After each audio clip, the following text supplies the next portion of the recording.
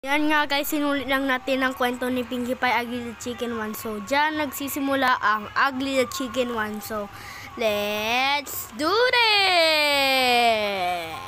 So,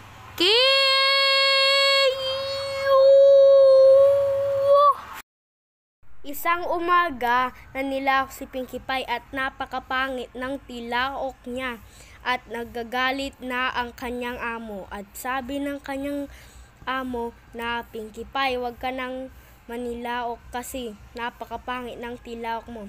Simula ngayon, hindi na tumitilaok si Pinkie Pie.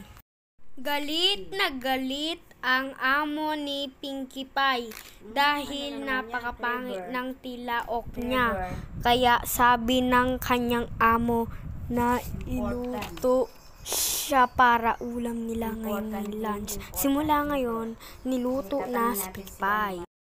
Umiyak nang umiyak si Pinkie Pie dahil sa galit ng kanyang amo dahil sa kanyang tilaok pala.